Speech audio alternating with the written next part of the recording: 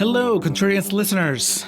Here we are, reaching you from the United States of Dystopia, formerly known as the United States of America, a land where masked men have been empowered by the government to harass, kidnap, and exile immigrants, regardless of their immigration status. A land where the people in power encourage hatred and cruelty toward minorities. A land where a normal person, a person with empathy, a person with basic human decency, can feel overwhelmed by all the bullshit the current administration keeps throwing at us. So that's why we're here. That's what we're doing with these special episodes.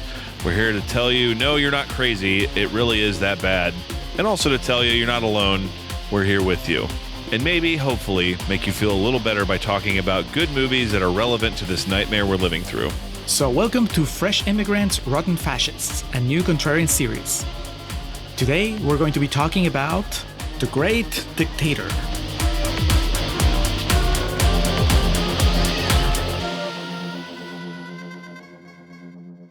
Hello, Contrarians listeners, joining us for the second installment of Fresh Immigrants, Rotten Fascist.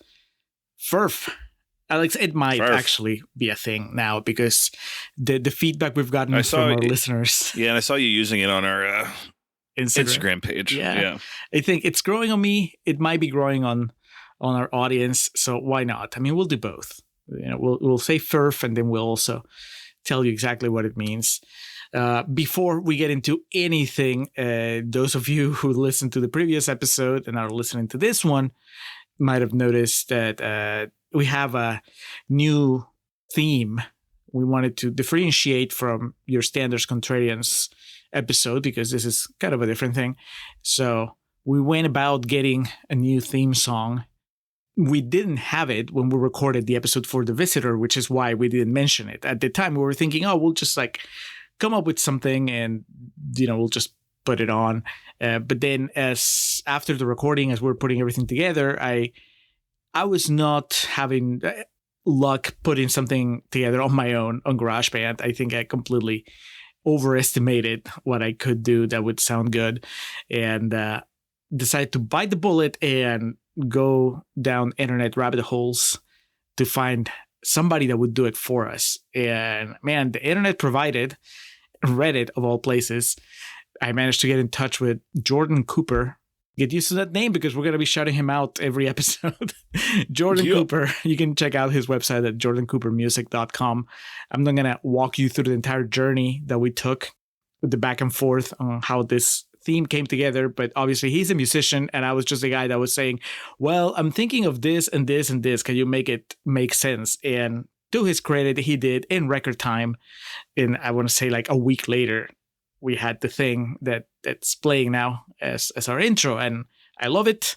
Hopefully all of you do. Yeah, I dig it. Yeah, I am very happy. Check out Jordan's website. He also has a podcast because, of course, he's a musician and he's somebody that vibes with what we do. So he has a podcast about the band They Might Be Giants. So if you're a They Might Be Giants fan, you can check out his podcast. It's called Don't Let's Start.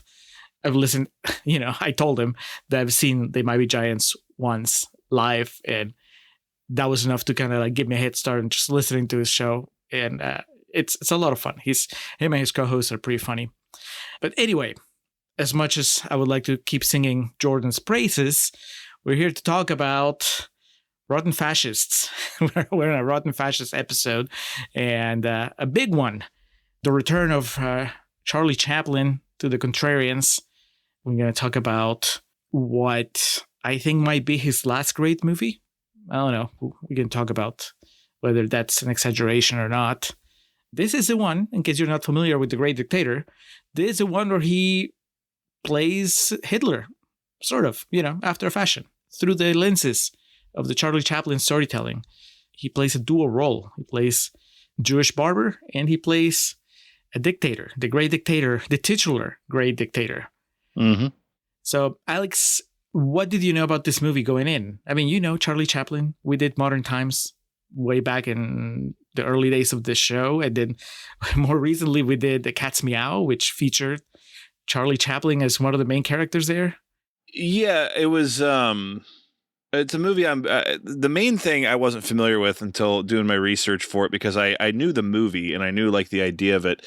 I I never really made the connection on the release date and the fact that it was before America was involved in World War II. And, this was pretty much before Hitler completely lost it and then tried to invade it was Poland, right? Is when we got involved you've adopted our culture now, Julio. But that I was like, when I pulled it up and saw 1940, I was like, oh, wait a minute. And then kind of watching the movie, and obviously the names aren't there, Julio, but could you tell that it's supposed to be Hitler and Mussolini? Yes. So this is a movie I knew almost everything about as far as plot goes, but the relevance of timing was lost on me.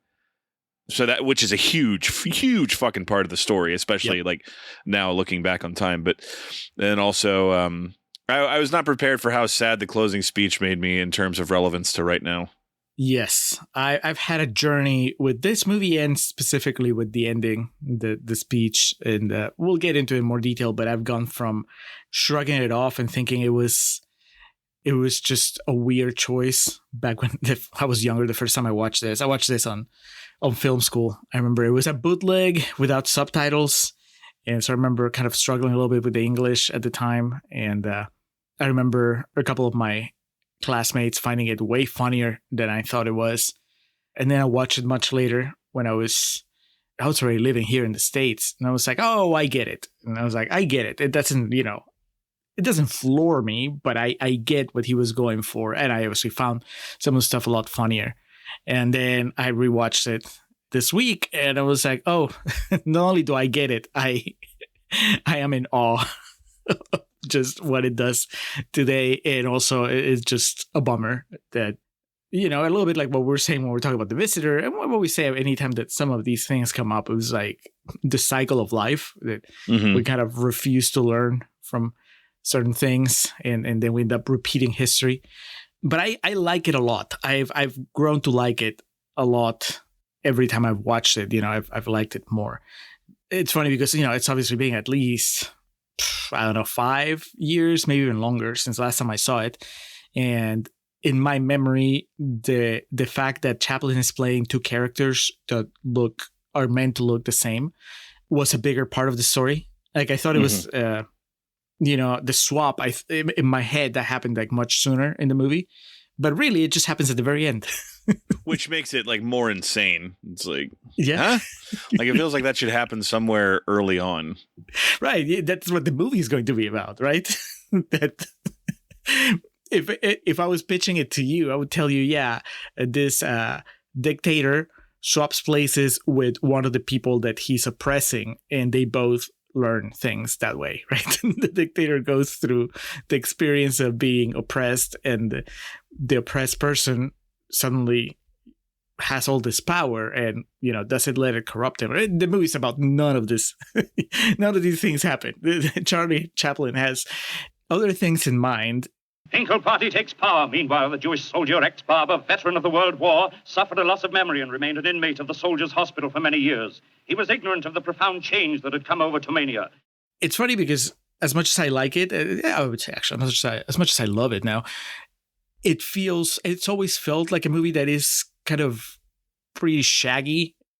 It's not that it doesn't have the confidence that Chaplin has in his previous movies, but I feel like I can notice that he is like his story. He was a silent era storyteller, and I think that's when he was like perfect. Yes. Right. This movie tries to invoke some of that shit. Like when he's on the little plank on the building, and when he's jumping into the chest, and like when he's ripping it is funny when he's ripping the medallions off of his like second in command. Yes. Because just the visual of how many that guy has to begin with. He has like fucking 40 on his little uniform there. But shaggy's an interesting word. I found myself at time, and I fully understand this is regarded as like a really important historical film. And from like the narrative perspective, there's no arguing that. As far as like an actual movie though, in practice, what is the phrase I'm looking for here? In action, I guess.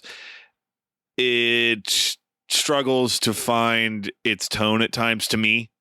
And then also, I think there's some issues with pacing at other points also. The whole thing with the would-be Mussolini, I think, goes on entirely too long. It either was introduced too late in the movie or goes on too long. Which one I'm not sure I can figure out. I wonder if it would flow better if there was a stronger connection between scenes, because that was my issue, as much as it's an issue, because like I said, I think that I had a bigger problem with this in the past, and the more I've watched the movie, then the more used I am to it. But just the idea that it's just more like a collection of set pieces.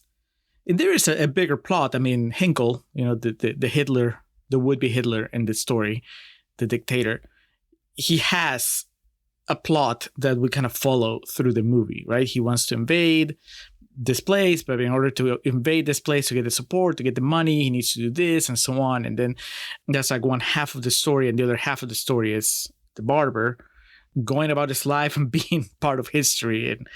And eventually they meet. But it's just all set piece after set piece, which feels a lot more like those old silent movies where it was just like, well, now Chaplin is gonna, do all these weird stunts and these funny fights and whatever. But then the way that you get thrown to the next scene, to the next part of the story, it's almost like an afterthought.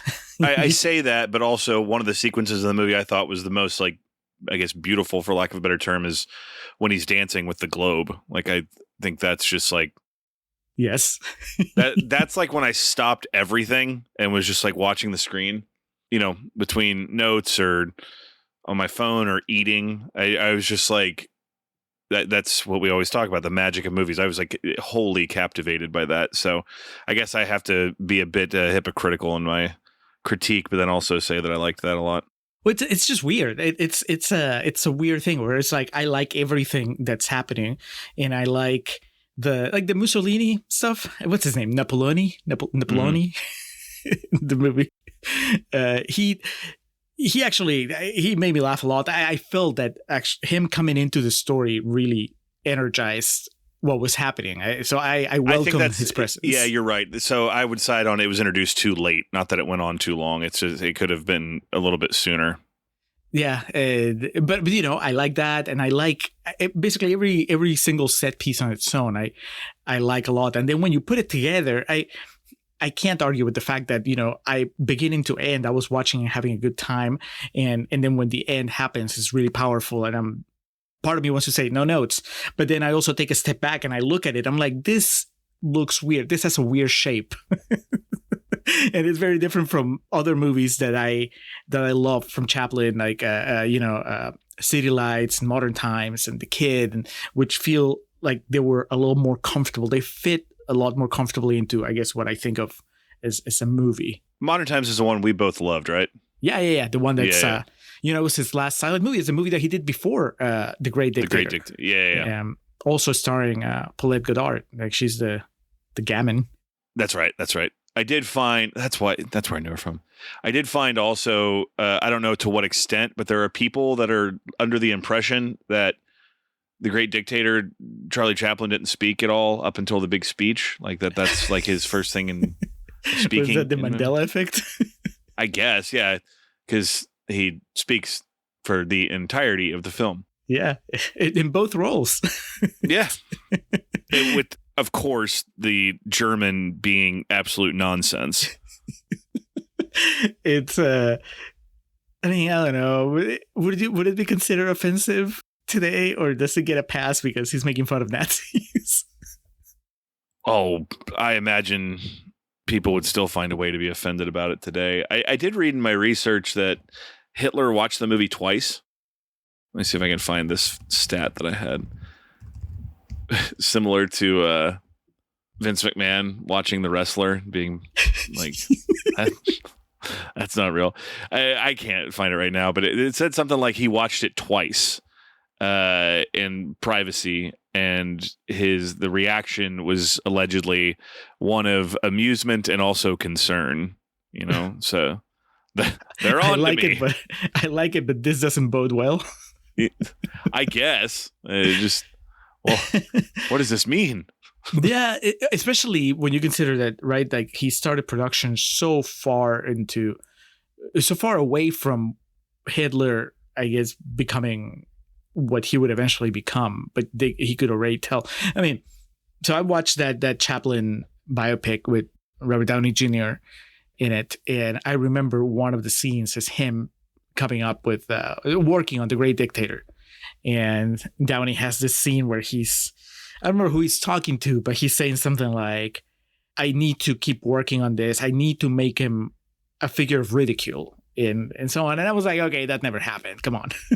Yeah. But maybe it did. I mean, I don't know.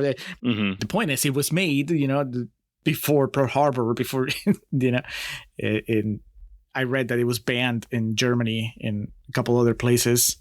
Yeah. And pretty much any place that was Nazi occupied. Wonder why.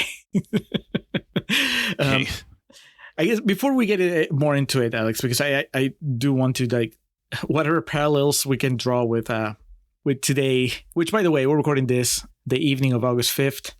And if you have a smartphone and you kind of get your headlines as you go, and you live in Texas, the big thing right now is that all the Democratic representatives have taken off and they're no longer in Texas to break quorum.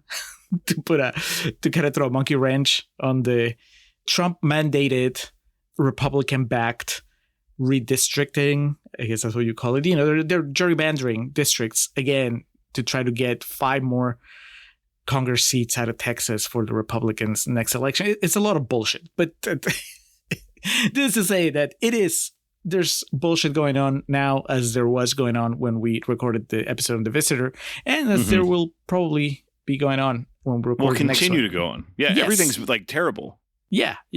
But this is the kind of thing that dictator Hynkle would try to pull off, right? In the movie, he grows bolder, and you can sense that he was, he's grown bolder since before the movie started, and he can continue to grow bolder as it goes. And that's one of those things that I wanted to muse about, which is the idea that nobody sees it coming. Hindsight's 2020, and then when you see how things get worse and worse, when you read the history books, you're like, oh, it happened. It was, people were living through this thing and didn't see it happening until it was too late, or maybe they saw it happen and decided to not do anything about it.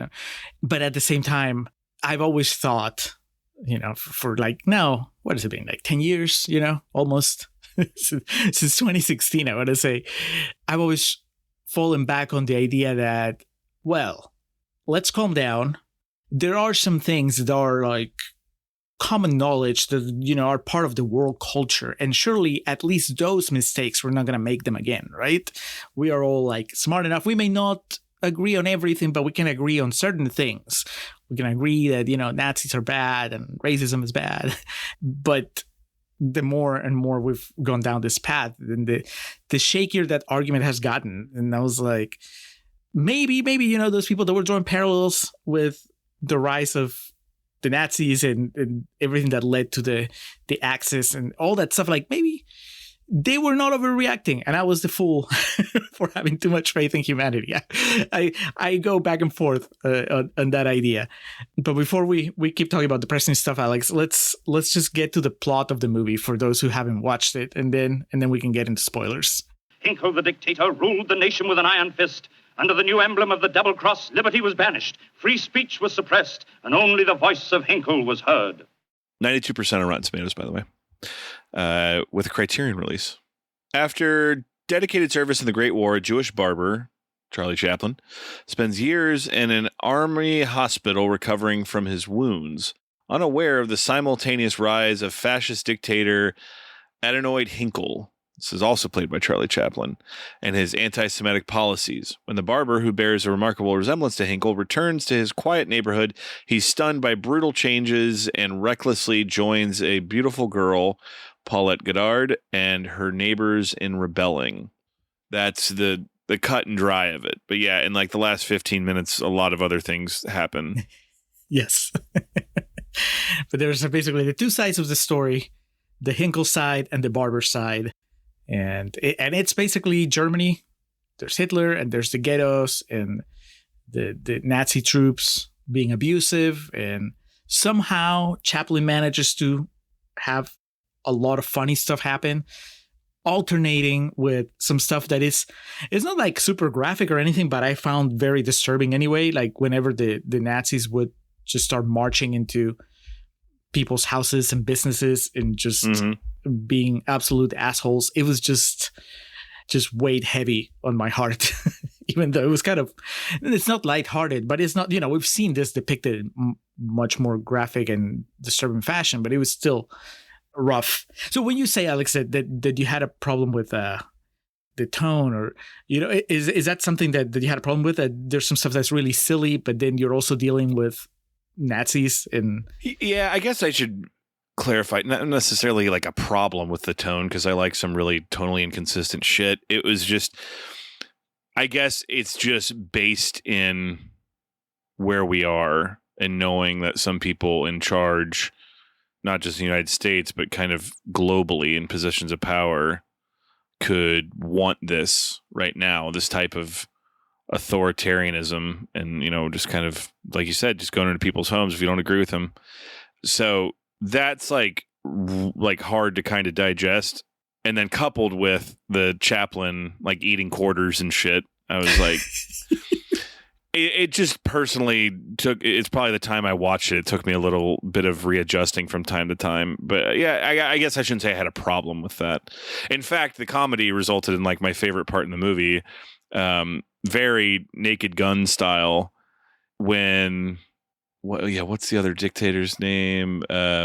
Napoleone, when he wants to talk to Hynkle on the phone, Chaplin's doing the like, no, I'm not here.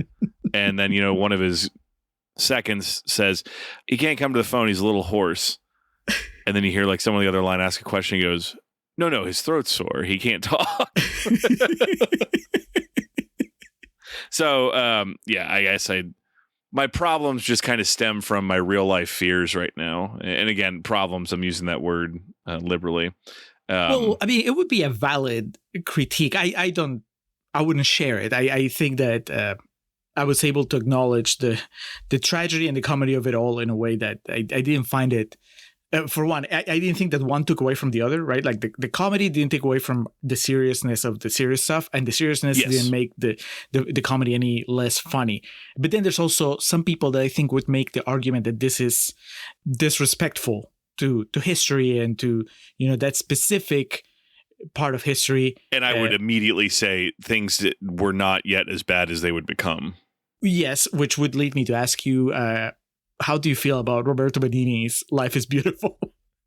Okay, yeah, I haven't seen that, but I do have all of my fucking Roberto Benigni jokes in my back pocket regularly, specifically based off of Ray Romano's portrayal of him.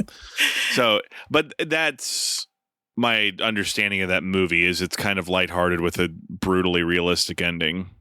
Yeah, it's been a while since I watched it, and I've never really wanted to watch it again. I didn't, turn on it. It was just because the ending is so sad. I just didn't really want to put myself through it again. But I mean, that movie had those accusations, and honestly, because I've never watched it again, and also because I don't really... Like, it was a good movie. At least I felt like it was an effective movie. And so I was not interested in tearing it down or there's other things to be enraged about, I guess. And I think that he had good intentions. Like, I think that there's other ways, more offensive ways of where you would be like exploiting the Holocaust.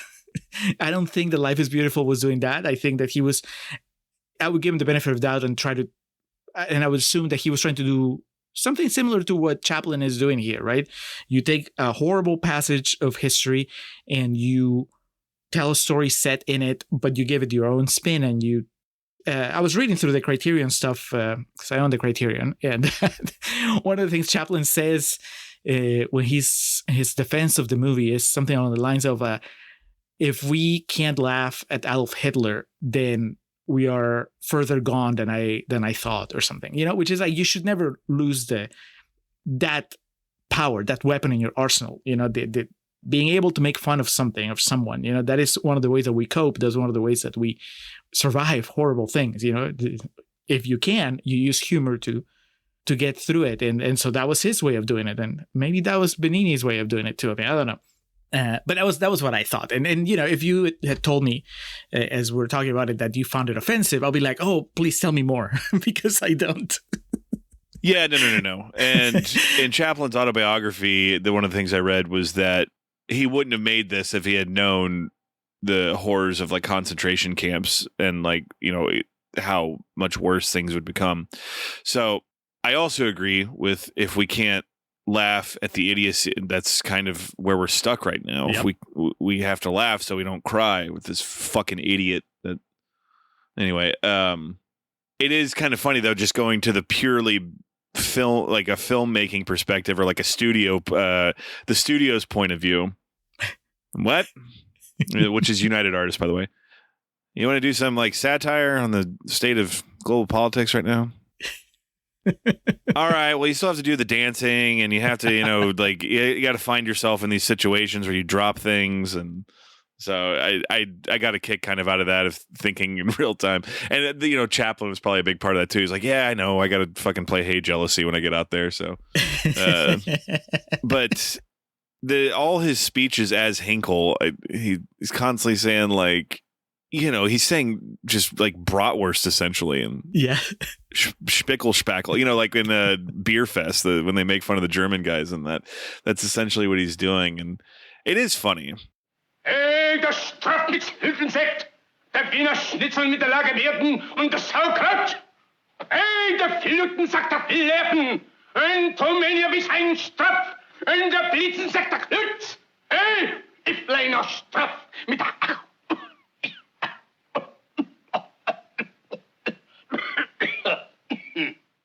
I don't know. The closing speech is quite something, and I'm sure we'll circle back to that. But like, there's a few points in it where Charlie Chaplin was obviously kind of known for emoting because that's what he has to do. And so I imagine he had to have struggled with line delivery and stuff. I mean, I understand there's an Academy Award nominated or winning movie that's kind of about the plight of the silent actor in the age of the talkie.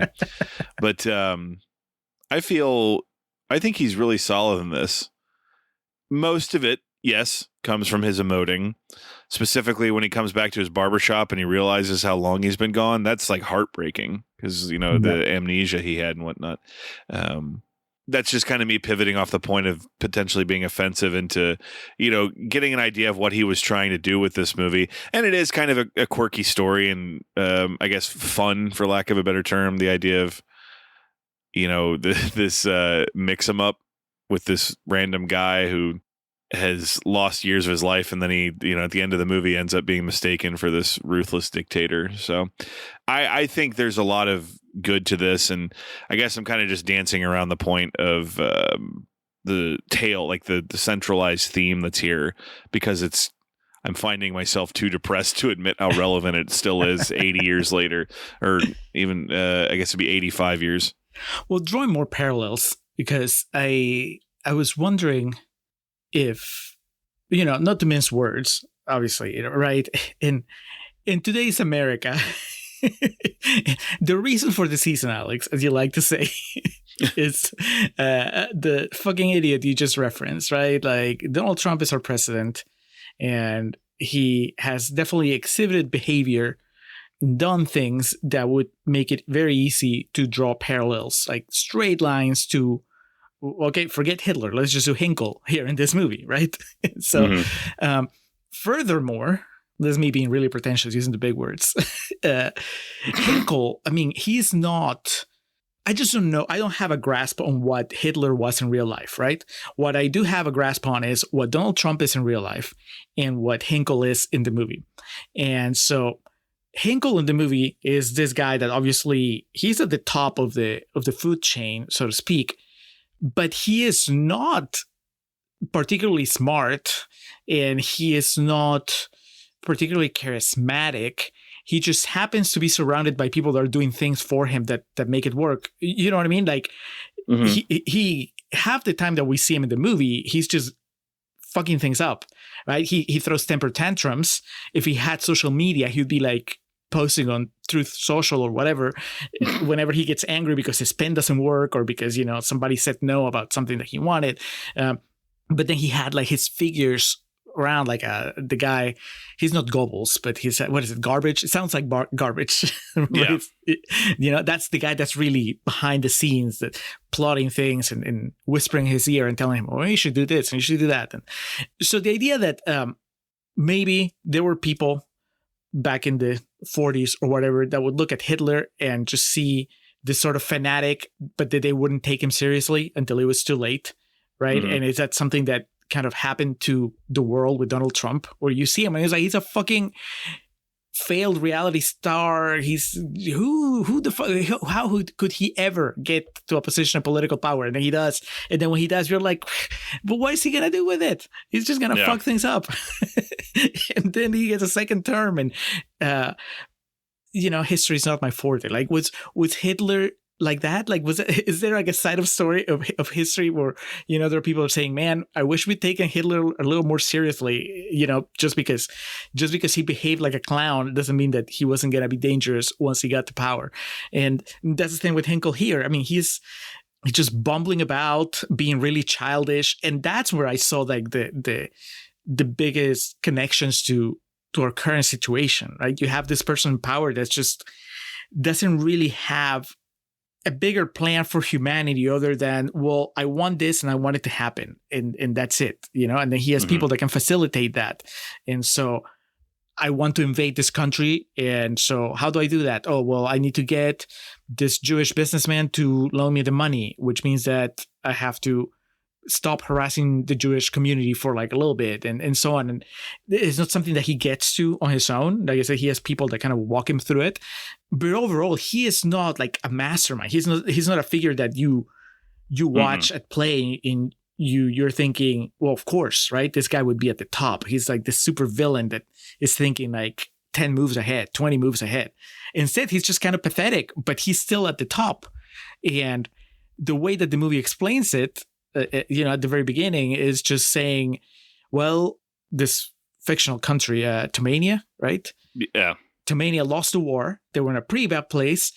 And then this asshole just kind of said the things that people wanted to hear, and that got him to power. And I know that that's the story with like most politicians, I guess, but the fact that throughout the movie, they just show you that he keeps distracting from his own incompetence by harassing the Jewish community and just basically blaming everything on them.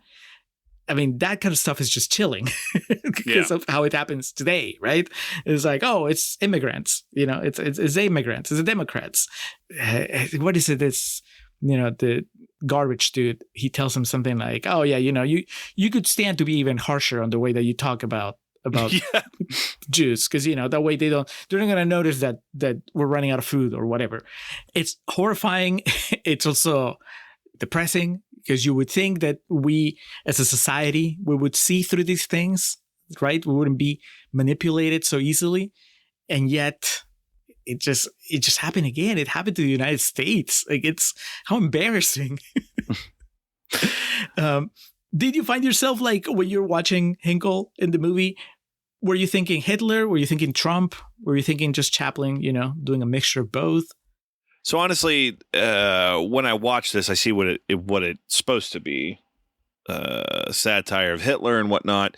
It's just unfortunately that like, and again, I no one's Hitler. That's a problem that people have often, is saying they're like Hitler. It's like, yes, I guess you can say like, but I don't want to directly say anyone is Hitler. That led to that much fucking destruction and horrific activity. But the things that are said, they're not Hitler yet. Yeah, there you go. But the things that are said and like the ideals, it's just upsetting to think of a previous world that feared about these ideals. I use that term again, and they're not too far off. Kind of in that vein, I wanted to reference our boy Tape from former Twitter, now mostly Letterboxd fame. His review of this was he watched this kind of in the throes of COVID, August 24th of 2020. he refers to Charlie Chaplin as Chuck. Chuck kind of accidentally made an even bolder statement than he really knew when he did this movie, and it probably has endured so heartily in large part because of that. He said later that he could not have made The Great Dictator if he had truly known the extent of what was going on with the Nazis at the time, but this was before the U.S. even entered the war. As a work of satire, it's both tremendous and unfortunately still holds up 80 years later in terms of reflecting at least some things we have going on in our own world. Even if everything were now peachy keen, this would still be a great film, and I'd rather it play as a relic from a long bygone period of history, but instead the movie, and the final speech in particular, still has a lot to say about our lives and our world. I assumed, Julio, that the crescendo of this episode would be the big speech at the end, so I thought kind of bridging what we're talking about to that was as good of a way to do it as any. But we have lost the way. Greed has poisoned men's souls, has barricaded the world with hate, has goose-stepped us into misery and bloodshed. We have developed speed, but we have shut ourselves in. Machinery that gives abundance has left us in want. Our knowledge has made us cynical, our cleverness hard and unkind. We think too much and feel too little. Yeah, it is what I think is one of the most divisive aspects of the movie. And it definitely helps the movie if you watch it in the context that we just watched it. Because you appreciate that the filmmaker would do something like that. Whereas like if you watch it cold, I think that maybe you could be annoyed at the sudden turn where he literally, for those of you who haven't watched it and decided to just listen to the episode anyway, like the ending of the movie is literally Chaplin just breaking the fourth wall, addressing the audience pretty much straight on, and almost like breaking character. Because I feel like when he's speaking, it's not, he's supposed to be in the context deep of the movie. Into your soul. Yeah. But he's supposed to be speaking as the barber, right? It's like the barber finally, what we've been waiting the entire movie to happen happens. The barber has been mistaken by the Nazis, by Hynkle's troops. They think he's Hynkle. Hynkle hilariously gets also confused with him because the way that they were planning the invasion, Hynkle was supposed to be hunting or fishing or something, and he gets captured by people that are looking for the escaped barber. He escapes with Schultz, the guy who he originally had the plane crash with in the war. So Schultz is with him the entire time, like the swap. So Hynkle, the real Hynkle, ends up getting put in prison, because people think that he's the barber, and then the barber ends up leading the invasion of what's this other country that's like, I guess, borders not Germany, but the country that they have now. Tomania, yeah. This other country that borders Tomania. So he's there. They usher him to the podium, and he's supposed to address the troops and the population. And then Chaplin, as the barber, starts speaking and delivers this really powerful, really long speech that it's just basically he's looking into your soul and speaking from his soul and just condemning war. And it's pretty ballsy, I think, because he's not just addressing his people, right? He's not just addressing, he is when he's addressing the Jewish community in particular, telling them, don't worry, we're going to prevail. You just have to hang on, but also addressing the troops, Hynkle's troops, right? Telling them, you have to be better than this. It's just like a big moment in the movie that it's not that it comes out of nowhere, especially when you know the context, but watching the movie cold, it just feels like, what happened, right? It's a little bit like, what? It's a little bit like at the end of Killers of the Flower Moon when Scorsese comes up and he basically, for all intents and purposes, addresses the audience directly.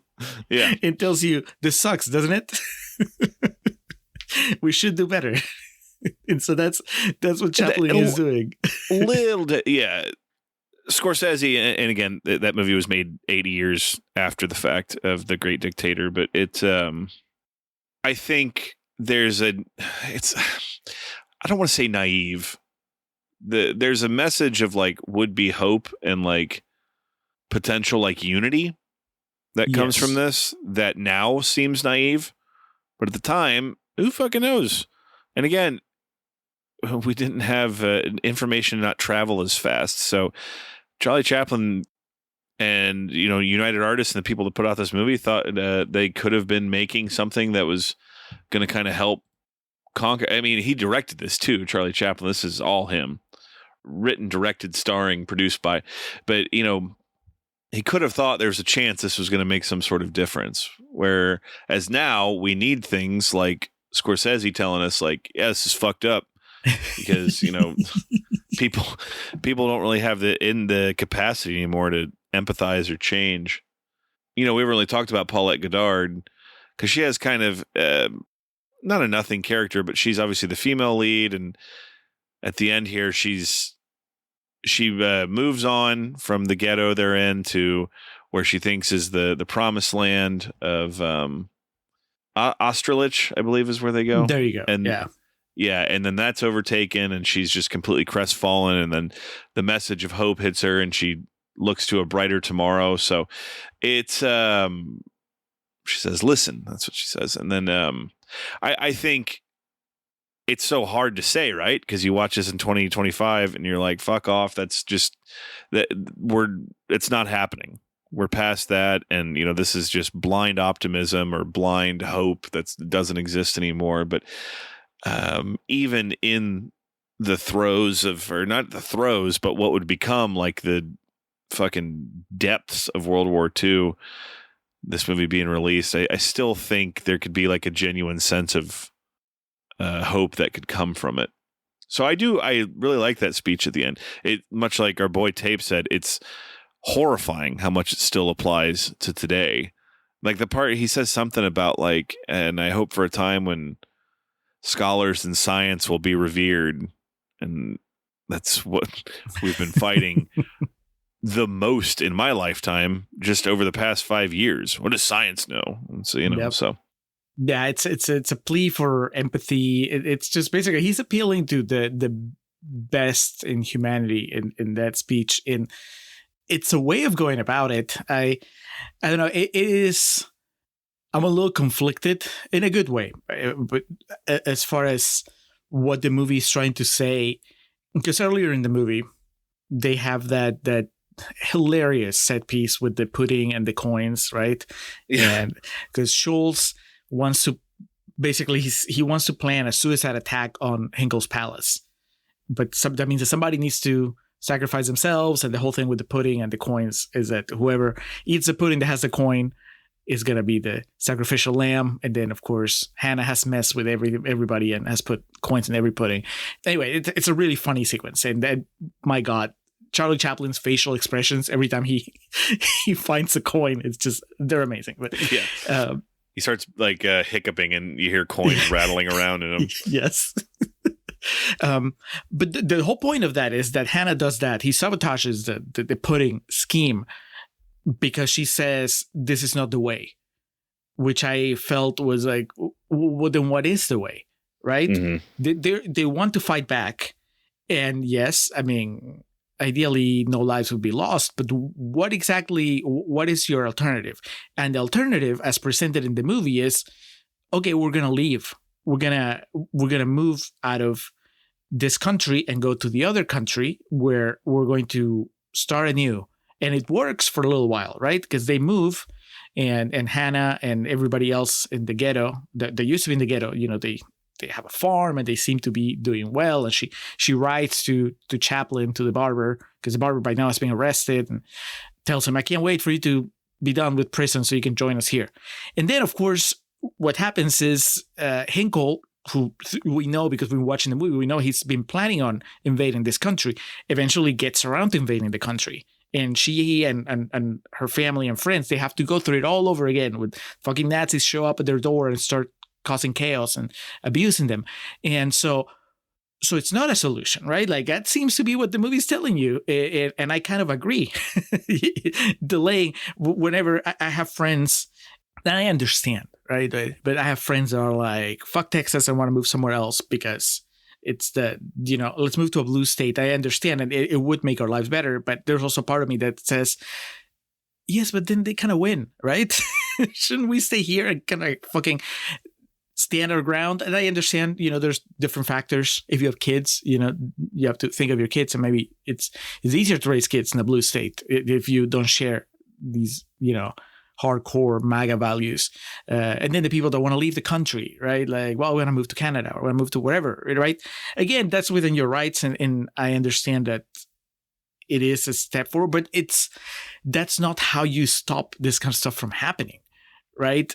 But I also don't know that you stop it the way that Chaplin hopes that you would, with the big stirring speech that moves me and hopefully moves a lot of people. But does it have enough of an effect to stop somebody like Hynkle, let alone somebody like fucking Trump and his MAGA nation? Like, am I too cynical to think that we are too far gone for very sensible words to have that much of an effect? I mean, I don't know.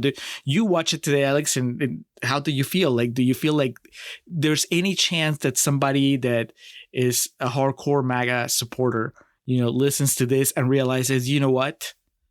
This Chaplin guy was onto something, and maybe we should just do better than what we're doing right now. Soldiers, don't give yourselves to brutes. Men who despise you, enslave you, who regiment your lives, tell you what to do, what to think, and what to feel, who drill you, diet you, treat you like cattle, use you as cannon fodder. Don't give yourselves to these unnatural men with machine minds and machine hearts. You are not machines. You are not cattle. You are men. I don't think so. I don't, for some of those folks, I guess, to try to offer a balanced opinion, I think there's folks on both sides that is fair. No matter what, will concede no ground in moving towards unity, which is, and I'm guilty of that too, because, it's pretty clear what side of the argument we're on. And there's people on the other side that I'm like, I don't want to fucking hear their side of it. Or it's more of, there's nothing they can say that's going to convince me that, that's fine. And that's kind of where we're at right now, is that things have become so intensified. And going back, you asked earlier, so we'll circle back to this. You asked earlier about Hitler and like, what was it that allowed him to like captivate and control and dominate like he did? There was Mussolini and others. He was just like, it doesn't take much work to watch his shit and be like, oh, he was charismatic and also was capitalizing on like a general lack of education and people not really knowing, not having the capacity to think for themselves and yada, yada, yada. And we come to here, and to quote Norm Macdonald, I don't know if you guys are history buffs, but it really seems like it's just history repeating itself in some ways. And again, I want to limit the amount of like direct Hitler comparisons, but I think our current commander-in-chief in the United States, I don't know if he was quite as intelligent. I think he's I think it's emblematic of also, it's a lack of education across the entire country. It's a lack of empathy. It's a lack of self-accountability. It's a lack of general understanding at large. And then you have this pro wrestler up there who's just barking like legit Homer Simpson rhetoric. It's Can someone else do it? It's not your fault. It's like, in service of what? I guess that's the thing I will never understand, right? Because I guess the answer of like, well, just because they need to stay in power. I guess, but I'm like, can you really just, and I know, I mean, the politicians in every party, they will eventually, power corrupts and so on. Yeah, I know that nobody's perfect, and anybody that leads the country is going to obviously watch their own back and watch after their own interests. But I would like to believe that there is a bigger idea that, you may be a somewhat corrupt politician and still kind of strive to really advance not just the country, but, the world, make things better overall for everybody. And I just have a hard time believing that the current administration actually believes their own bullshit as far as this is actually going to make things better for everybody. Trust us. It just seems like every move is the only purpose is to acquire more power and to stay empowered, which is what you see Hynkle do in the movie, right? Yeah. He's just Schultz. No, it's not Schultz. Garbage.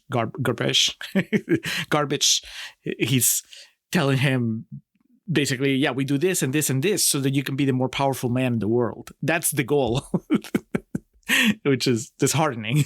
And I need to be clear, I was directly referencing when Homer Simpson ran for a trash commissioner. I didn't want to throw Homer under the bus at large. That's.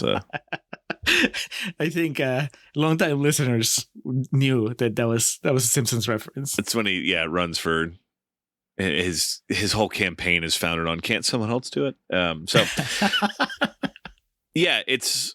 And Hynkle's a good example of just continuously changing his policies or his message.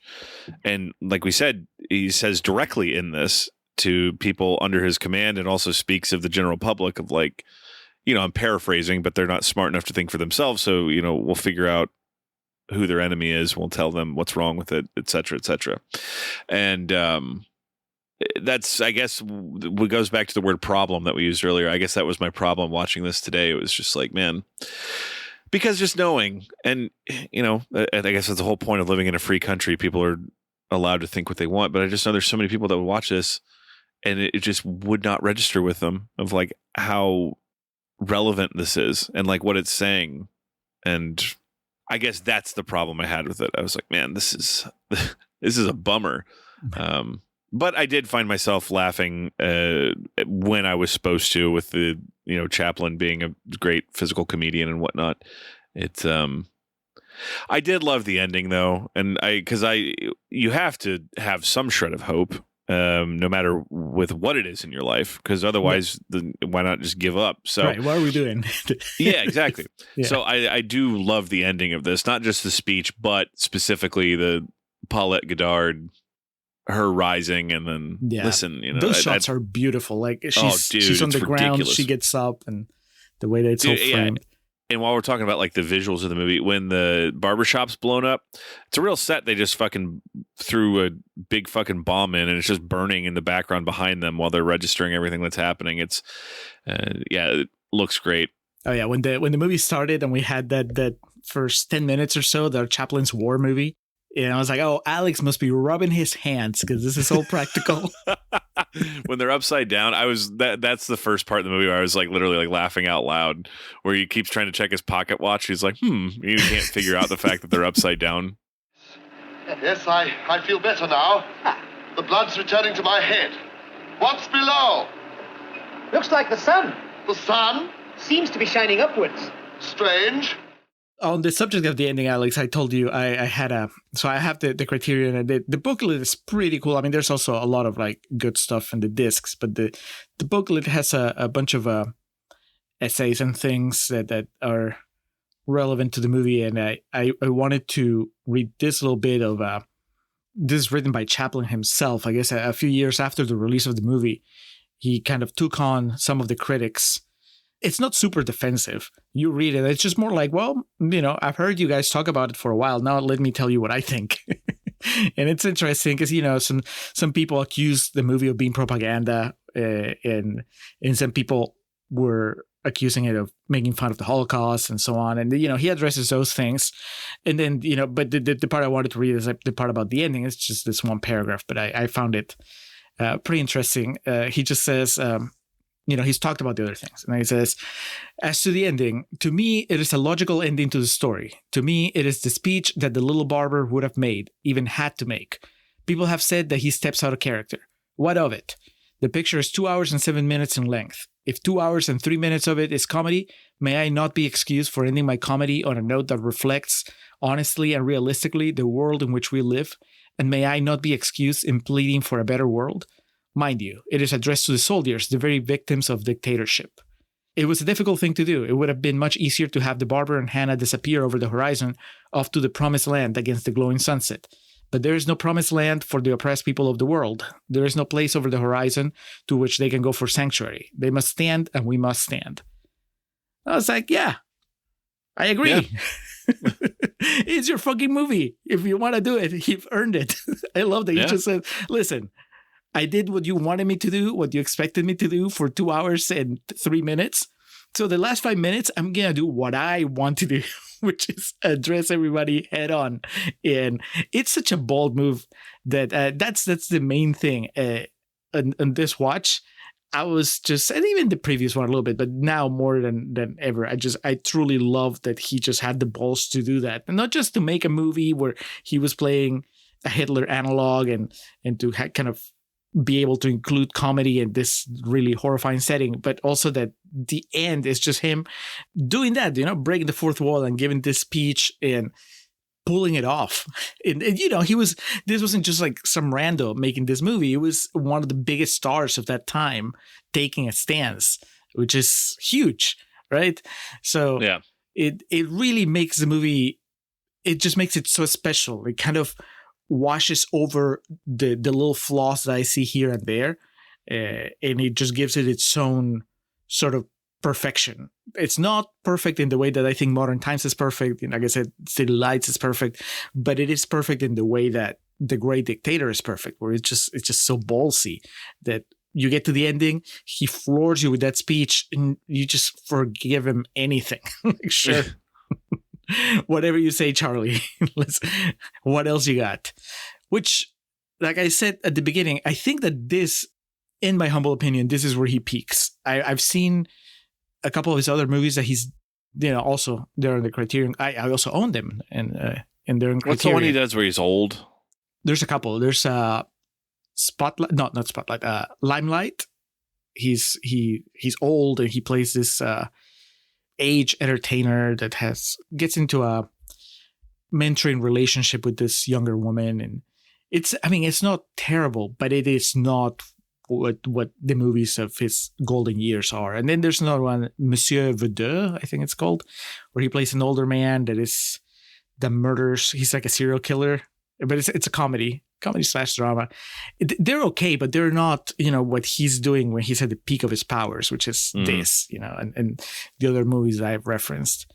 He was still, obviously a very interesting filmmaker until the very end, but there's obviously like I said at the beginning, I think that there was he was a silent movie star, and he successfully managed to kind of take on the talkies as they came in, but it was not the same after that. I think I think that his best days were back in the silent era. I say that as, I just praised the hell out of The Great Dictator, which was post that. But it's, man, I love it. I would recommend it to anybody that for some reason hasn't watched it and they're curious about Chaplin. I don't know if this should be your first Chaplin. Maybe you can even appreciate it more if you've seen a couple of his silent movies first. So you can see, the evolution, how he gets to this. And then in the context of where we are right now, it's just, it hits you even harder. And it's funny. We keep, I feel like we need to hammer that home because it can sound really depressing. But the thing is, like I was laughing my ass off. There's that sequence where he's just shaving a guy while classical music is playing. It's just perfectly timed. The comic timing is just amazing. And I was watching a couple of things that he does here, and I might have even said it when we talked about Modern Times all those years ago, but it's like watching a Looney Tunes cartoon, but live action. The way he jumps into that chest when he's hiding from the stormtroopers coming in, it looks like a cartoon. Yeah, he was an amazing performer. And just before we get accused of leaning too heavily on the rose-tinted glasses, I know, I think the world knows that as an individual, he was also complicated and had deep flaws. Listen to the Cat's Meow episode, which is, it's fiction, but it's based on the reality. And they, Bogdanovich and his writer in that instance, they kind of give you a less flattering portrayal of Charlie Chaplin, and I'm sure again that we mentioned it in the when we talked about modern times. He was married to Paulette Goddard when they did this movie, but they were also in the process of divorcing. And I just doing quick reading, and he could be really hard on her, like he was really hard on pretty much every other actress that he dated. So not saying that the man was a saint, but I think that when you're this far removed, maybe it's a little easier to separate the art from the artist, or at least I feel like that's the case for me. Yeah. I don't know who's canceling Chaplin today. I mean, I don't keep track. So obviously, we may be annoying some people with all this praise, but that's just how it goes. Talk to me, Alex. What's your score for The Great Dictator? Well, first of all, I just need to give a quick shout out. During the speech, there's a specific line that something now is just the passing of greed. Anyway, I was like, hold on. I know that there's a band I really like called Strung Out, and they have an album that is called Transmission Alpha Delta. This might be one of their more recent albums. Strung Out is a band that in 1996 had an album called Twisted by Design that is in my top 2 albums of all time. Oh, wow.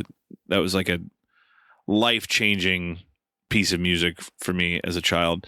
So I've kept up with them since, and this album from 2015, the opening track is called Rats in the Walls. It's a great song, and it starts by sampling a piece of the speech from The Great Dictator. So, to those who can hear me, I say, do not despair. The misery that is now upon us is but the passing of greed. The bitterness of men fear the way of human progress. The hate of men will pass. Shout out to Strung Out. I'm just in awe that this has happened twice now in the history of the Contrarians. Pacino and Chaplin. Oh, I wonder who the third one will be.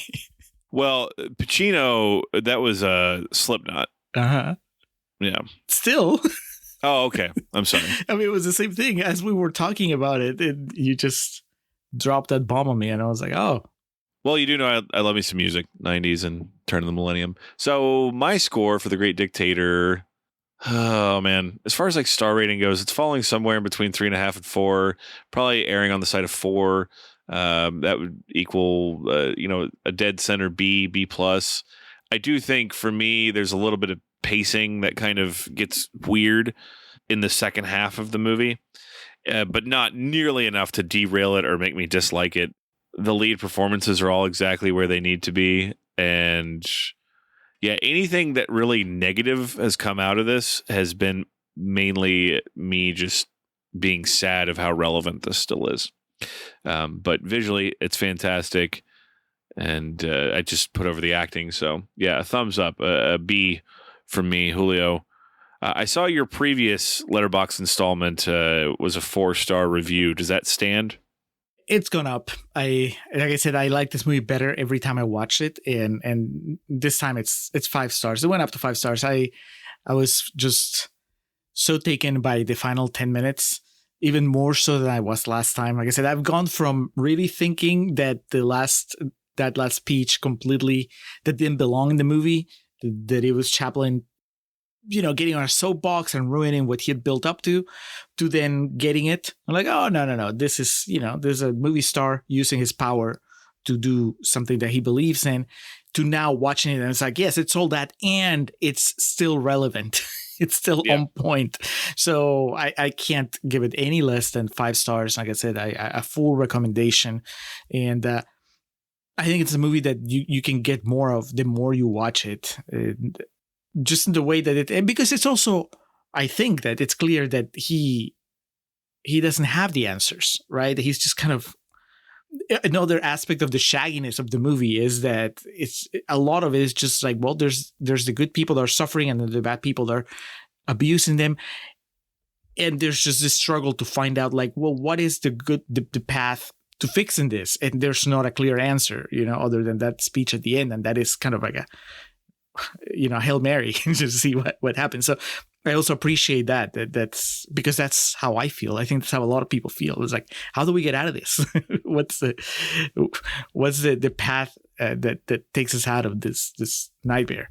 So 5 stars. It's great. And again, I have to make the point again. It's really funny. Like some of that stuff that happens is funny, and that the way that older Chaplin movies are funny. So if you like his older stuff, this is just like that.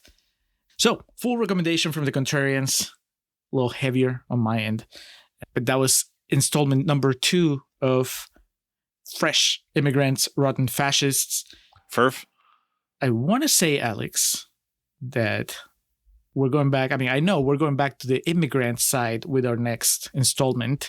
And I think we're going to tackle the movie In America. Which, am I correct in thinking that you've referenced this before? Do you have like In America jokes? Or is it a movie that you've seen? Have you referenced In America before? No, I don't think so.